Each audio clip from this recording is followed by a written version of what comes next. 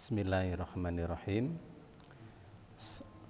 Assalamualaikum warahmatullahi wabarakatuh. Innal hamdalillah nahmaduhu wa nasta'inuhu wa nastahdi wa natubu ilaih wa na'udzu billahi min syururi anfusina wa sayyiati a'malina. May yahdihillahu fala mudhillalah wa may yudlil fala hadiyalah. Asyhadu an la ilaha illallah wahdahu la syarikalah wa asyhadu anna Muhammadan abduhu wa rasuluh. Allahumma sholli wa sallim wa barik ala nabiyyina Muhammadin wa ala alihi wa ashabihi wa man tabi'ahum bi ihsanin ila yaumiddin.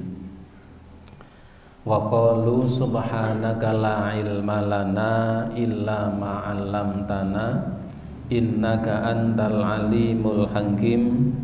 Allahumma anfa'ni bima 'allamtani wa 'allimni ma yanfa'uni warzuqni ilman yanfa'uni. Ibu bapak sekalian, para jamaah rahimakumullah, alhamdulillah senantiasa kita bersyukur kehadirat Allah Subhanahu wa taala. Malam hari ini Allah taala senantiasa melimpahkan nikmat serta karunia-Nya kepada kita semuanya, sehingga kita bisa melaksanakan ibadah salat maghrib dengan berjamaah, dan kita lanjutkan dengan kajian untuk membaca kitab Fikih Al-Muyassar, Fikih Ibadah pada malam hari ini. Salawat dan salam tidak lupa semoga tercurah atas Nabi Yuna Muhammad sallallahu alaihi wa alihi wasallam, yang semoga terlimpah pula kepada seluruh keluarganya dan semua umatnya yang senantiasa istiqomah dengan dinullah ini sampai hari kiamat kelak. Ibu bapak sekalian, para jamaah rahimakumullah, melanjutkan apa yang kita kaji, kita sampaikan pada pertemuan yang telah lalu, masih pada persoalan sunanil fitrah, tentang sunnah-sunnah fitrah, yang mana sunnah fitrah ini telah dicontohkan oleh baginda Nabi sallallahu alaihi wasallam. Dan yang kemarin kita ambil satu riwayat, satu hadis yang bersumber dari Bukhari dan Muslim, hadis dari Abu Hurairah, di mana Rasulullah mengatakan khamsun minal fitrah, ada 5 macam termasuk fitrah, kesucian padanya syariat yang dibawa oleh Rasulullah sallallahu alaihi wasallam. Yang pertama adalah al-istihdad, ya, memotong atau mencukur bulu-bulu kemaluan. Yang kedua adalah al-hitan, hitan. Kalau mencukur bulu kemaluan itu adalah sunnah. Adapun khitan ini bagi kaum laki-laki adalah sebuah kewajiban. Adapun bagi seorang perempuan adalah sebuah kemuliaan. Kemudian yang berikutnya adalah ya qasrus sarib, atau menggunting kumis, merapikan kumis, bukan mencukur. Kalau mencukur itu identik dengan dihabiskan. Kalau memotong, menggunting itu tidak sampai habis, tetapi kemudian merapikan. Bagi di antara kaum muslimin yang barangkali punya kumis yang lebat, punya keinginan untuk memanjangkannya, memeliharanya, maka kumis itu digunting untuk dirapikan. Kemudian ya, wa natful ibad, yang keempat adalah natful ibad, yaitu mencabut bulu ketiak, wa taqlimil adzafir, dan yang terakhir adalah memotong kuku. Dan kemarin sudah sampai kita baca pada poin yang nomor yang keempat, yaitu terkait tentang taqlimul adzafir, tentang memotong kuku. Dan memotong kuku ini kemarin kita sampaikan tidak ada ketentuan kapan memotongnya, batasnya sampai kapan, tetapi menjadi kebiasaan di kalangan sebagian para sahabat yang mereka itu membiasakan memotong kuku pada setiap hari Jumat. Kenapa? Karena pada hari Jumat diperintahkan untuk atau disunahkan untuk mandi, datang ke masjid dalam keadaan suci, memakai minyak wangi, yang ini syarat dengan kebersihan dan kesucian. Maka ketika memotong kuku itu bagian dari upaya untuk menjaga kebersihan, untuk memelihara kesucian, maka tidak sedikit di kalangan para sahabat yang mengambil inisiatif untuk membiasakan memotong kuku pada setiap hari Jumat, sekalipun itu bukan suatu kewajiban. Dikemanakan kuku yang dipotong itu? Dibuang, tentunya dibuang, tidak disimpan, tidak disimpan, tidak dibuang. Apakah harus kemudian dikubur? Karena sebagian orang memahami potongan kuku atau rambut, kalau orang di kampung itu kan rambut yang dikumpulkan, sisir, kemudian untuk sisiran rambut itu kemudian dikumpulkan, potongan kuku kemudian juga dikumpulkan lalu dikubur. Adakah syariatnya? Ada dalam riwayat Imam Baihaqi, tetapi riwayatnya lemah dan tidak bisa dijadikan sebagai dasar dan acuan tentang kewajiban atau perintah untuk mengubur sisa atau bagian kuku yang dipotong. Kuku yang dipotong mestinya dikubur. Nah, ini ada satu riwayat dalam riwayat Imam Baihaqi, hanya saja riwayatnya lemah. Dan biasa itu dikait-kaitkan dengan, kalau orang Jawa sering dikaitkan dengan gugon tuhon, Kalau tidak dikubur nanti kuku itu akan jadi kunang-kunang. Jadi kunang-kunang itu tidak ada. Jadi kuku dipotong ya sudah jadi sesuatu yang kotor, jadi sampah, dan itu perlu dibuang. Tidak harus kemudian dikubur, karena ada riwayat yang menyatakan dikubur, hanya riwayatnya tidak bisa dipertanggungjawabkan. Baik, yang kelima adalah nadful ibad atau mencabut bulu ketiak. Yang dimaksud di sini adalah izalatu sya'ron nabitu fih, menghilangkan rambut yang tumbuh pada area sekitar ketiak atau ketiak dan sekitarnya. Menghilangkan bulu-bulu atau rambut yang tumbuh di ketiak atau di sekitarnya.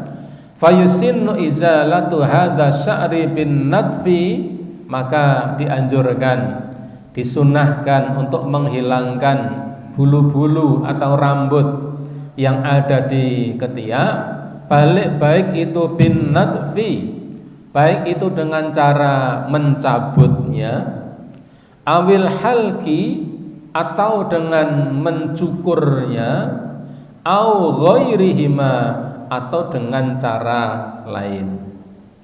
Cara lain apa? Dengan menggunakan satu zat tertentu yang kemudian bisa jadi dioleskan, kemudian bulu-bulu itu akhirnya akan rontok atau hilang.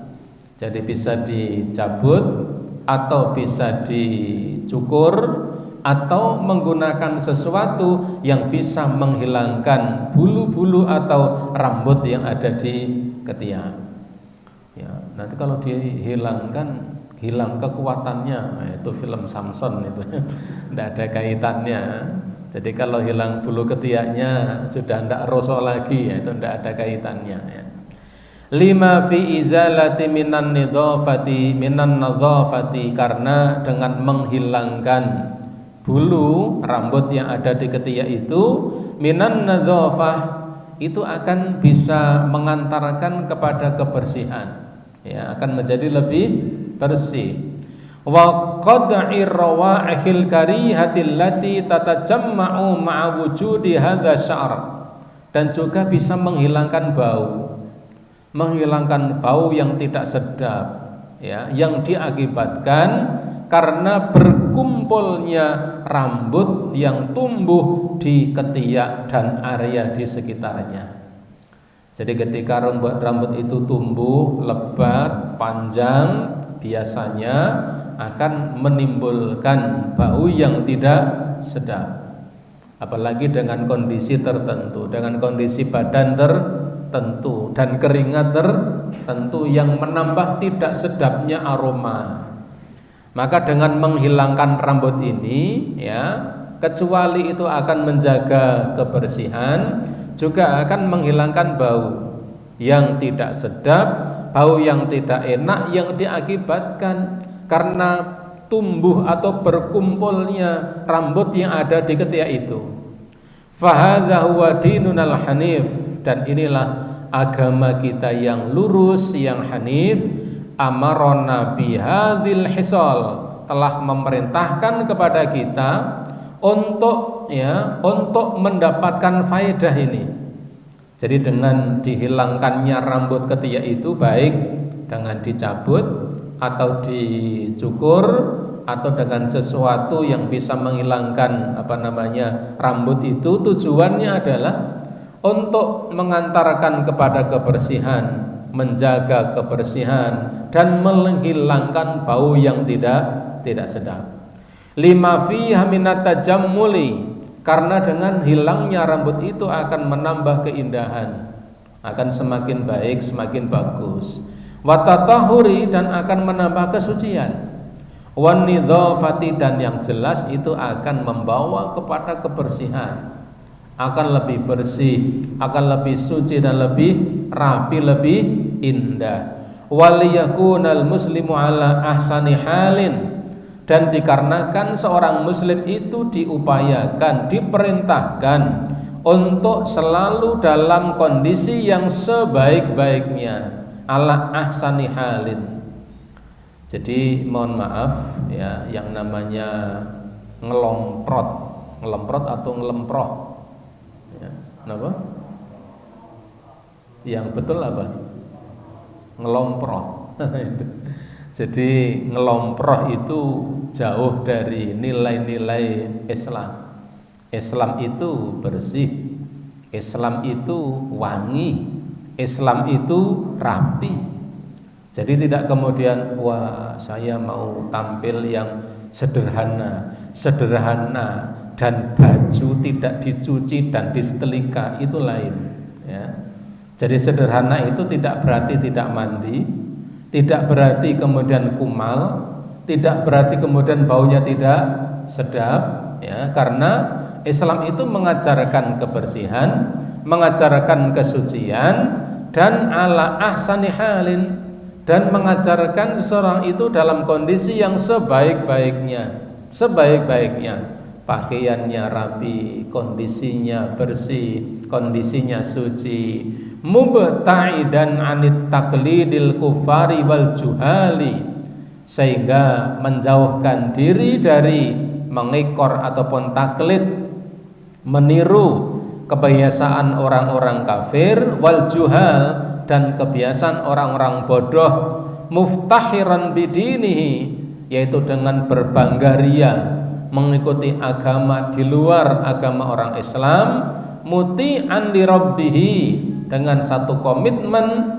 menjaga Islam, membiasakan bersih. Ini adalah mengikuti perintah Allah Subhanahu wa taala, muttabi'an li sunnati Nabi sallallahu alaihi wasallam, dan yang tidak kalah pentingnya adalah itba sunnah, mengikuti sunnah Nabi sallallahu alaihi wasallam. Kemudian wa yudhafu ila hadhil hisalil khams, ya, ditambahkan juga selain dari 5 perkara di atas. Yang di atas tadi ada apa namanya? Kalau kita urutkan, yang di atas ini disebutkan hanya ada 5. Sunnatul fitrah itu ada 5 yang dikatakan oleh Nabi Shallallahu Alaihi Wasallam. Ada 5 perkara, ya, fitrah atau kesucian yang tadi kita sebutkan, yaitu yang pertama adalah istihdad, memotong atau mencukur bulu kemaluan. Yang kedua adalah khitan. Yang ketiga adalah merapikan kumis. Yang keempat adalah mencabut bulu ketiak atau menghilangkannya. Yang kelima adalah taklimil adzafir atau memotong kuku. Kemudian pengarang kitab ini beliau mengatakan wa yudhafu, dan ditambahkan pula, ditambahkan dari selain yang 5 ini, ya, ditambahkan dari selain yang 5 ini ila hadzal hisalil khams, ada 5 yang lain. Apa saja 5 yang lain itu? Diantaranya adalah as-siwak. Siwak itu termasuk kebiasaan yang dijaga oleh Nabi Shallallahu Alaihi Wasallam. Dan siwak ini mengantarkan kepada kebersihan, kesucian dan keindahan. Wastinsakul ma, dan istinsak. Istinsak itu memasukkan air ke dalam hidung ketika berwudu sampai agak dalam, kecuali dalam keadaan puasa. Kalau puasa tidak boleh terlalu dalam, karena ada 2 kekhawatiran. Kekhawatiran yang pertama adalah menimbulkan rasa sakit sementara dalam kondisi puasa. Kekhawatiran yang kedua adalah dikhawatirkan air itu nanti akan masuk ke tenggorokan, yang pada akhirnya akan masuk ke dalam perut, dan itu bisa membatalkan puasanya. Tetapi di luar puasa, ketika seorang itu dalam keadaan tidak berpuasa, istinsakul ma, memasukkan air ke dalam hidung, lalu istinsyar, mengeluarkannya dengan dihempaskan. Dihempaskan itu di apa bahasa Jawanya? Di apa? Digebresaki. Nah, itu dimasukkan dan dikeluarkan dengan dihempaskan, dihentakkan. Karena kalau tidak dihentakkan, ini akan menjadi sesuatu yang tidak nyaman. Dimasukkan, dibiarkan, nanti keluarnya delewer, ya, nanti masuk ke dalam mulut. Pada nanti bercampur dengan sesuatu yang hijau atau sesuatu yang kuning, nah, menjadi tidak bagus. Dimasukkan lalu dikeluarkan dengan dihentakkan. Istinsyak termasuk fitrah yang lain. Wal madmadah, dan madmadah. Madmadah itu berkumur-kumur, ya, berkumur-kumur. Ibu bapak, berkumur-kumur itu berbeda dengan memasukkan air ke dalam mulut. Berkumur-kumur itu berbeda dengan memasukkan air ke dalam mulut. Karena yang namanya berkumur-kumur itu adalah memasukkan air ke dalam mulut, lalu digerakkan dari ujung gigi kanan dalam sampai ujung gigi bagian kiri luar, digerak-gerakkan lalu dikeluarkan dengan dihempaskan. Itulah berkumur-kumur. Sehingga barangkali fenomena yang sering kita lihat orang berwudu, ya, itu bukan berkumur-kumur. Ada yang hanya memasukkan air ke dalam mulut lalu kemudian dikeluarkan. Bahkan ada yang hanya membasuh bibirnya, bluk-bluk-bluk, ya. Atau ada yang hanya tangan dikasih air kemudian hanya apa namanya? Apa itu? Menepuk-nepuk bibirnya, itu bukan berkumur-kumur, dan itu banyak ya di sekeliling kita. Ya, kita husnudzon barangkali karena ketidaktahuan, itu bukan berkumur-kumur.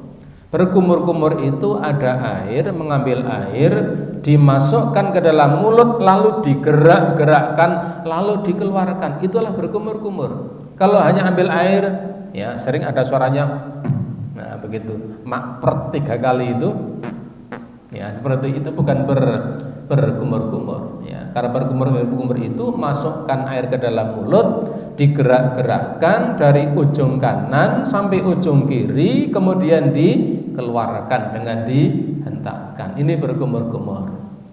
Kemudian wa ghuslul barajim. Wah, Masya Allah ini. Ghuslul barajim, dan membasuh barajim. Barajim itu adalah al-uqadul lati fi dhuhuril asabi.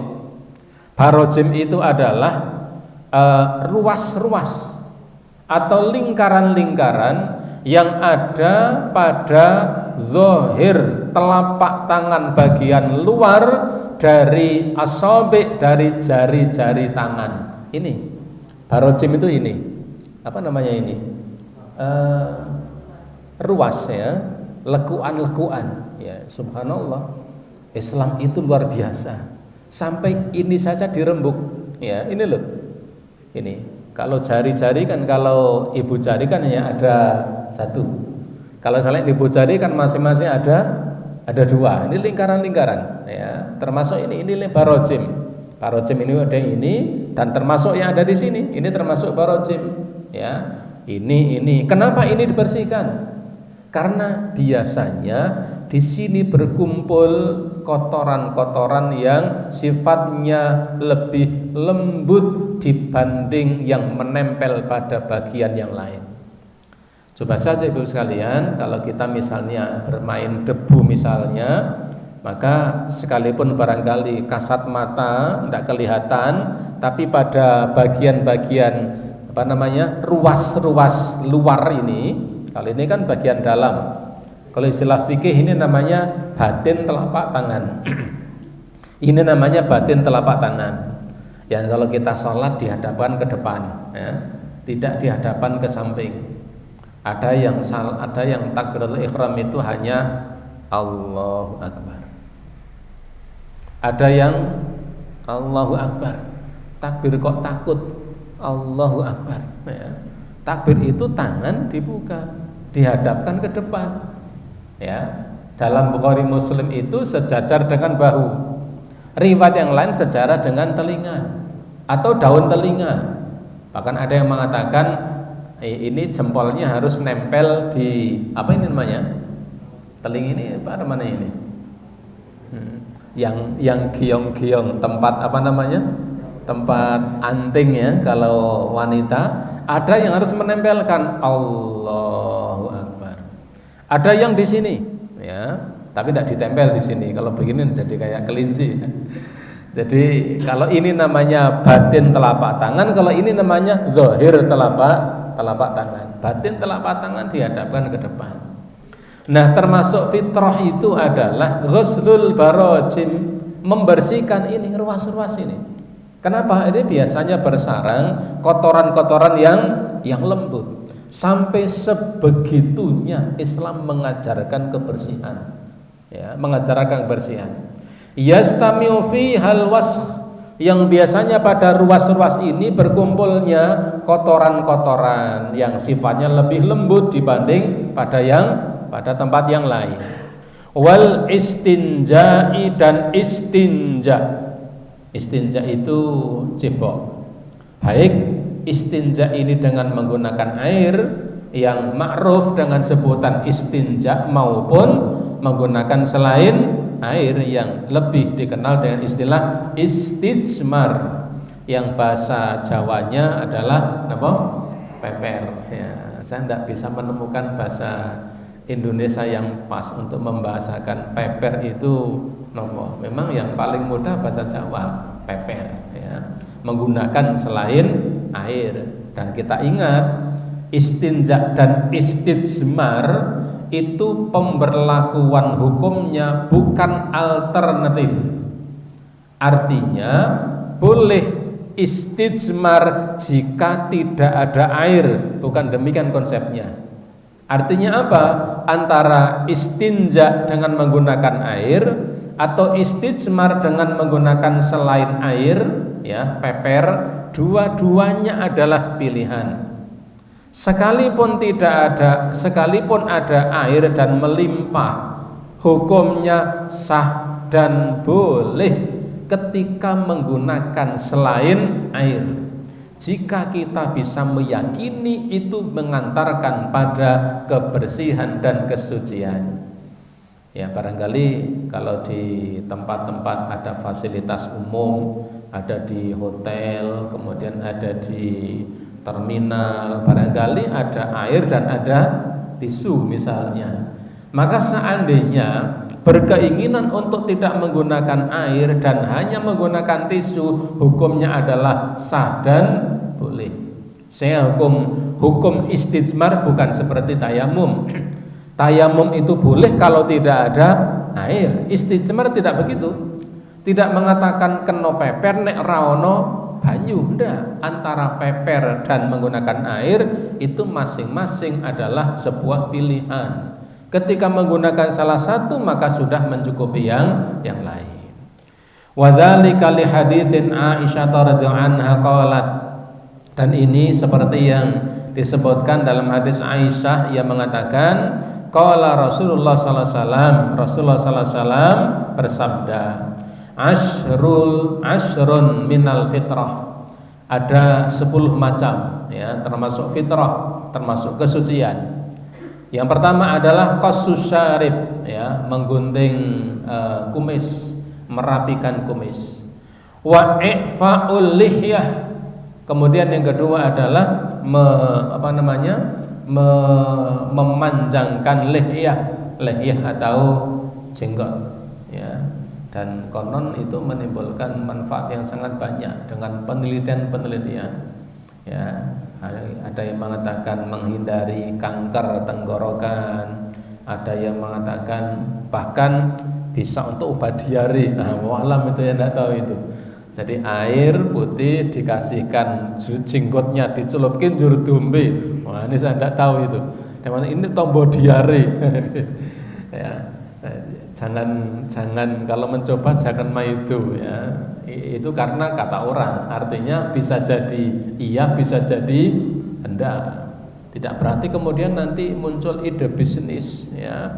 Air cemplung ke jenggot didol. Kasih label obat diare sunnah ini kan ya, ini awur-awuran itu hanya barangkali memang ada manfaatnya, tapi tidak mesti demikian. Wa ifa'ul lihyati, yaitu memanjangkan jenggot, dan itu adalah sebuah sunnah. Wasiwak dan siwak, wa istinsak dan istinsak, yaitu memasukkan air ke dalam hidung lalu dikeluarkan dengan dihentakkan, istinsakul ma. Wa qassul azfar ya, kemudian menggunting kuku ya, baik kuku tangan maupun kuku kaki. Sekali lagi tidak ada ketentuan kapan ya, dan batasnya sampai seberapa hari tidak ada ketentuan. Wa ghaslul barajim, kemudian membersihkan ruas-ruas jari tangan bagian luar. Wa nadful ibti, mencabut bulu ketiak. Wa halqul anah, kemudian mencukur rambut ya yang ada di sekitar kemaluan. Wa intiqasul ma yaknil istinja, dan menggunakan air untuk memotong apa yang dikeluarkan dari dua jalan, artinya adalah istinja atau cebok. Maqala Mus'ab bin Syaibah, salah satu perawi hadis ini mengatakan wanasitul asyirah, saya lupa yang ke-10, illa antakunal madmadah. Beliau mengatakan yang ke-10 itu kalau tidak salah adalah madmadah atau bergumur-gumur. Kalau kita hitung kan, yang pertama qasus syarib, menggunting kumis. Yang kedua adalah memanjangkan jenggot. Yang ketiga siwak. Yang keempat memasukkan air ke dalam hidung. Yang kelima memotong kuku. Yang keenam membersihkan ras-ras jari.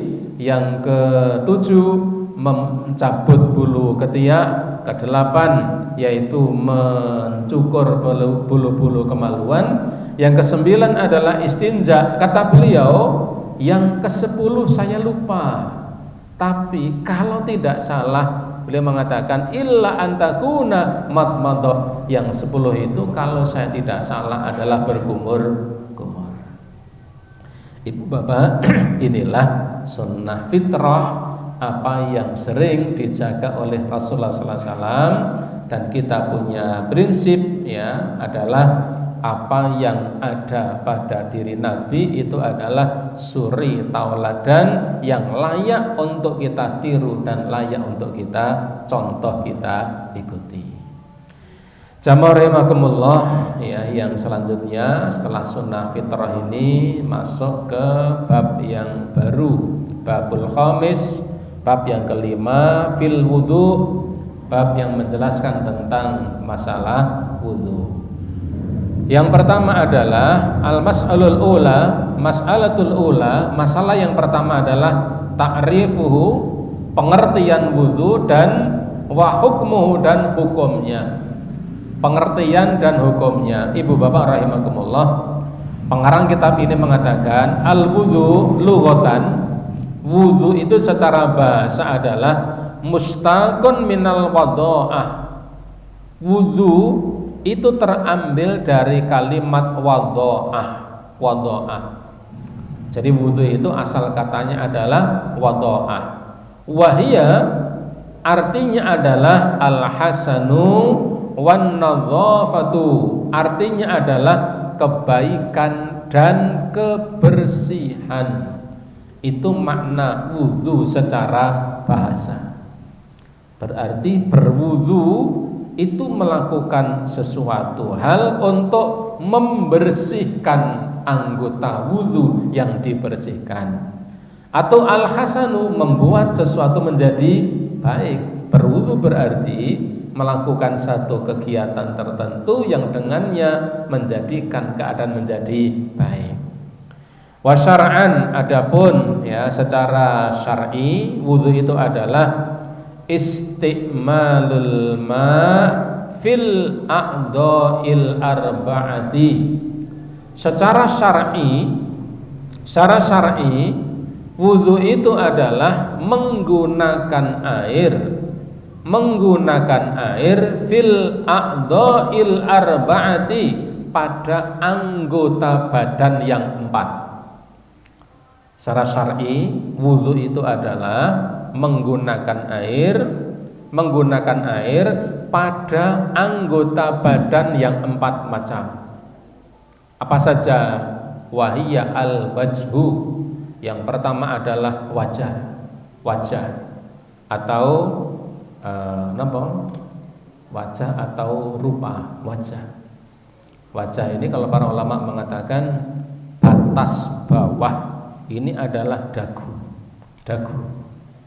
Kemudian batas atas, batas samping adalah depan telinga.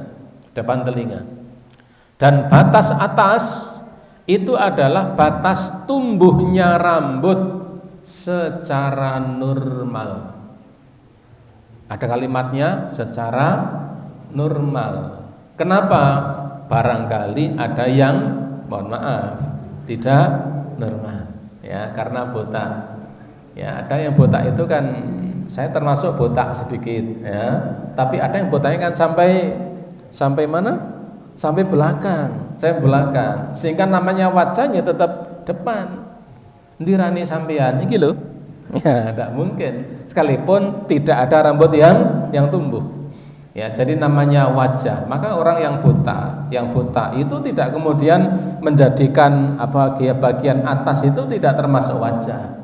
Karena yang disampaikan para ulama itu wajah itu batas bawah adalah dagu, ya.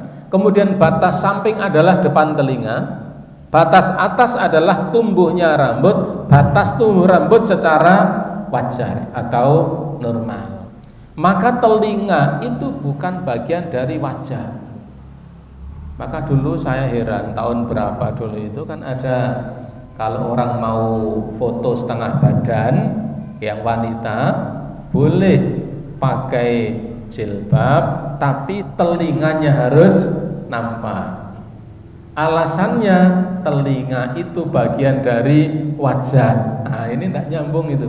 Kalau dalam perspektif fikih, telinga itu bukan bagian dari wajah, tapi telinga itu bagian dari kepala. Nah, wudu secara syar'i artinya menggunakan air pada 4 anggota badan. Pertama adalah al-wajhu, wajah.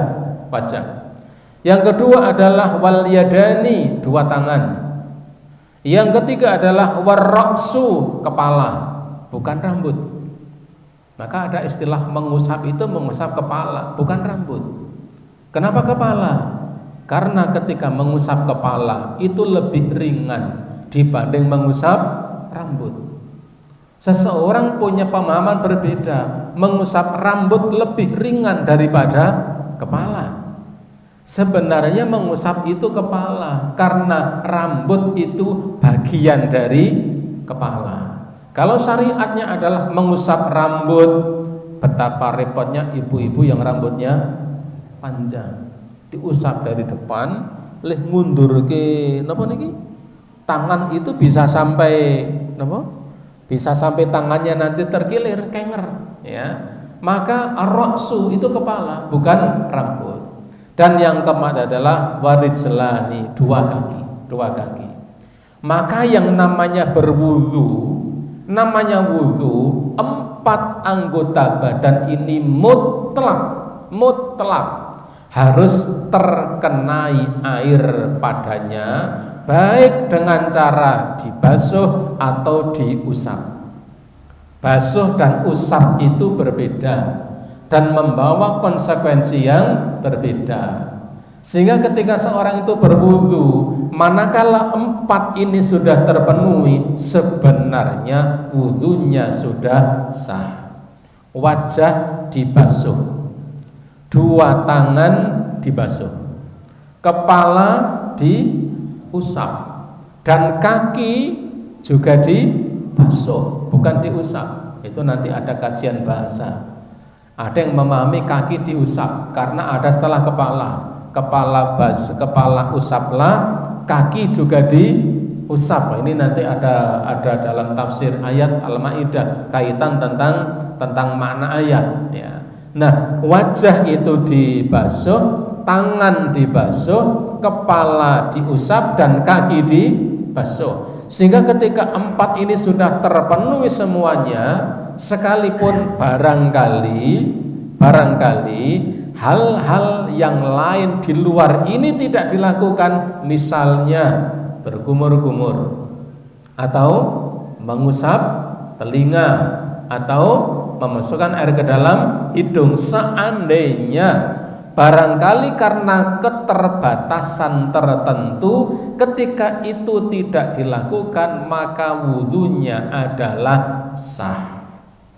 Misal dengan menggunakan air yang sedikit kita wudhu di dalam kendaraan, sah. Ketika yang dibasuh betul-betul dibasuh, yang diusap kemudian diusap, sebenarnya sah. Kita saja di Indonesia ini yang kebetulan karena air begitu melimpah, maka kemudian kalau tidak boros menggunakan air, rasanya tidak afdol.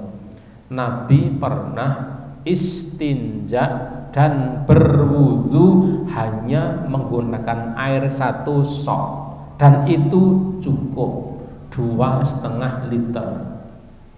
2,5 liter itu nggo cewek, buang air besar, dan untuk wudu cukup sampai. Nah, kita ini yang memang kulino banyune napa niku melimpah, ya, karena memang ini di balik jendela ini kan ada air yang melimpah. Nek ora kobiak kapyu itu kan ndak marem, ya. Maka seperti kalau jamaah haji Indonesia itu di Saudi sana memang dikenal banyune boros, ya.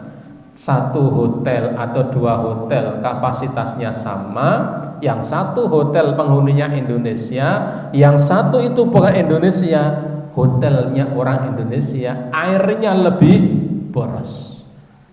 Mandi kalau tidak biur itu rasanya mboten marang. Nabi mandi dengan air 1 sok pernah, dan itu cukup 1 sok. Mandi besar, ya, 1 sok itu 2,5 liter. Saya yakin kalau jenengan mboten saged.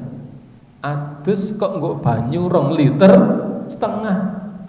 Nabi pakai air itu, sehingga tidak ada air yang rejek, itu tidak ada.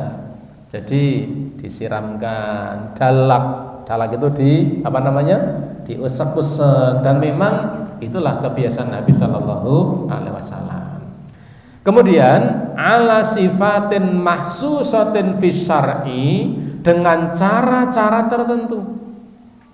Jadi wudhu itu menggunakan air pada 4 anggota badan, yaitu wajah, 2 tangan, kepala, 2 kaki, ala sifatin mahsusatin fis syar'i, dengan cara-cara tertentu, tidak waton, tidak asal menggunakan air. Menggunakan air pada 4 anggota badan ini dengan cara-cara tertentu, sebagaimana dijelaskan dalam syariat, ala wajhi ta'abbudi lillahi ta'ala, dengan satu niatan sebagai satu ibadah kepada Allah Subhanahu wa ta'ala. Jadi kalimat wudhu secara syar'i dalam kitab ini dimaknai seperti itu, menggunakan air pada wajah, tangan, kepala, dan kaki dengan cara-cara tertentu, dengan cara-cara tertentu sesuai yang disyariatkan oleh Allah dan Rasulnya, dengan satu niatan sebagai sarana untuk beribadah kepada Allah Subhanahu wa ta'ala. Wa hukmuhu, hukumnya adalah annahu wajibun ala muhdithin. Wudhu itu hukumnya wajib bagi seseorang yang berhadas itu artinya satu sifat yang dengannya hilanglah kesuciannya.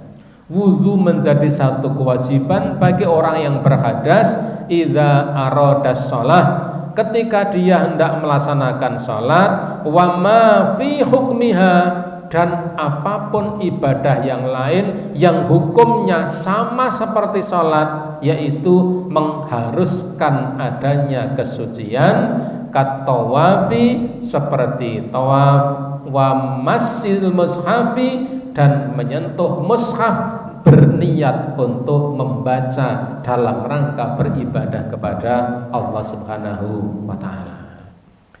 Ibu bapak, para jamaah rahimakumullah, ini pengantar tentang wudhu, pengertiannya, ta'arif secara bahasa, dan juga hukumnya secara bahasa adalah suci atau baik. Secara syar'i adalah menggunakan air pada 4 anggota badan, yaitu wajah, kemudian 2 tangan, kepala, dan 2 kaki, dengan sifat-sifat tertentu, cara-cara tertentu yang dibenarkan oleh syariat, dengan niat beribadah kepada Allah. Hukumnya adalah wajib bagi orang yang berhadas manakala ia hendak melakukan ibadah seperti sholat, dan yang memiliki hukum yang sama, ibadah yang mempersyaratkan harus adanya kesucian. Adapun masalah yang kedua tentang dalil diwajibkannya, siapa yang diwajibkan, kapan itu menjadi wajib, insya Allah kita lanjutkan pada pertemuan yang berikutnya. Ibu bapak, para jamaah rahimakumullah, barangkali ini yang bisa kita sampaikan pada kesempatan malam hari ini. Semoga bermanfaat. Segala kesalahan kekhilafan semoga Allah memberi ampunan. Baik, sebelum saya akhiri dengan salam, ada pertanyaan? Oke. Untuk membasuh tangan dan kaki, apakah harus dari ujung jari dulu atau dari siku dulu? Makanya basuhlah kakimu dari jari. Ada pertanyaan. Apakah ketika membasuh tangan, kemudian membasuh kaki, apakah dimulai dari ujung jari dahulu, atau dimulai dari siku terlebih dahulu, atau dari tengah misalnya kan? Di tengah jarang. Yang ada itu kan dua. Kalau tidak dari siku dan dari ujung jari. Adakah ketentuannya? Dalam kitab-kitab fikih yang muktabar tidak dijelaskan tentang keharusan harus memulai dari yang mana. Artinya apa? Artinya ketika seseorang membasuh boleh memulai dari mana saja, ujung jari atau kemudian dari bagian yang bagian siku, karena tidak ada ketentuan perintah yang sharih keharusan memulai ketika membasuh tangan dari sisi yang mana. Artinya apa? Kita bisa melakukan mana yang termudah.